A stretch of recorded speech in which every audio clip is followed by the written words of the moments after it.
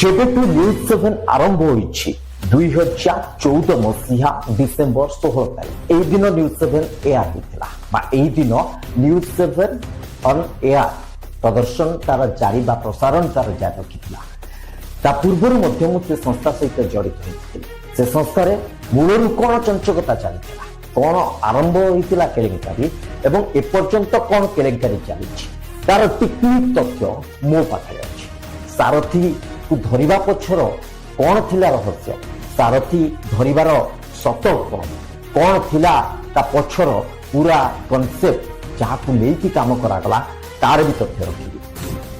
ଯେ ସାରଥୀକୁ ନେଇକି ମୁଁ ଯୋଉ କଥା କହିଥିଲି ଯେ ଗୋଟିଏ ବଡ଼ ଷଡ଼ଯନ୍ତ୍ର ହେଇଥିଲା, ମୁଁ ପୁଣି ଥରେ ଦୋହରଉଛି ଏ ଷଡ଼ଯନ୍ତ୍ରର ସବୁ ଦିଗ ଟେକ୍ନିକ ଦିଗ ମଧ୍ୟ ଆପଣଙ୍କ ସାମ୍ନାକୁ ଆଣିବି, ଜାଣିବେ କେମିତି ଥିଲା ପୁରା ଷଡ଼ଯନ୍ତ୍ରର ପ୍ରକ୍ରିୟା।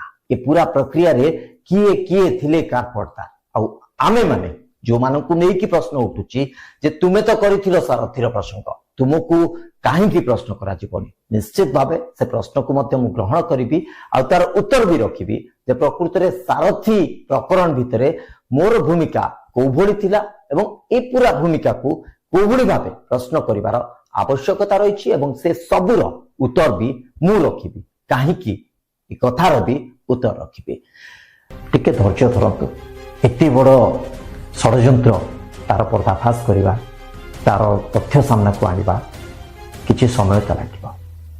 ଆଉ ସେ ସମୟ ଭିତରେ ମୁଁ ଆପଣଙ୍କ ପାଖରେ ଆହୁରି ଅନେକ ତଥ୍ୟ ରଖିବି, ଅନେକ କଥା କହିବି, କିନ୍ତୁ ପ୍ରତିଶ୍ରୁତି ଦେଉଛି ଯେ ଅନ୍ତତଃ ଗୋଟେ ଆଶ୍ୱାସନା ଆପଣଙ୍କୁ ମିଳିବ ଯେ ଯୋଉ ଭୁଲ ଯୋଉ ଷଡ଼ଯନ୍ତ୍ର ନ୍ୟୁଜ୍ 7 କରିଥିଲା ତାର ଗୋଟେ ଉଚିତ ମୁତୋଡ଼ ଜବାବ ଆପଣ ଦେଇପାରିବେ।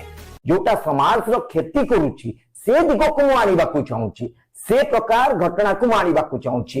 ଯଦି ସାରଥୀ ଯାହାଙ୍କ ବିରୋଧରେ ନ୍ୟୁଜ୍ 7 ଅଭିଯୋଗ ବାଢିଦେଲା, ପ୍ରକୃତରେ ସାରଥୀ କାହାର କ'ଣ କରୁଥିଲେ, କିଏ ଅଭିଯୋଗ ରଖିଥିଲା ଏ ବାବଦରେ, ସାରଥୀଙ୍କ ବିରୋଧରେ କିଏ ଅଭିଯୋଗ କରିଥିଲା? ଗୋଟିଏ ଅଭିଯୋଗ ଅନ୍ତତଃ ମତେ ଦେଖେଇ ଦିଅନ୍ତୁ ଯେ ଏଇ ଲୋକ ସାରଥୀ ବିରୋଧରେ ଅଭିଯୋଗ କରିଥିଲା।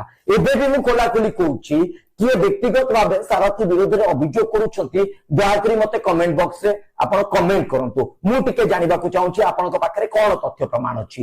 କିନ୍ତୁ ନ୍ୟୁଜ୍ 7 ତାର ବ୍ୟକ୍ତିଗତ ସ୍ୱାର୍ଥ ପାଇଁ, କେବଳ ନିଜ ସଂସ୍ଥାକୁ ଉପରକୁ ଉଠେଇବା ପାଇଁ ଏଇଭଳି ଭାବେ ଚଞ୍ଚକତା ବା ଷଡ଼ଯନ୍ତ୍ର କରିଥିଲା, ଆଉ ଯାହାର ପର୍ଦ୍ଦାଫାଶ ହବାର ସମୟ ଆସି ସାରିଛି।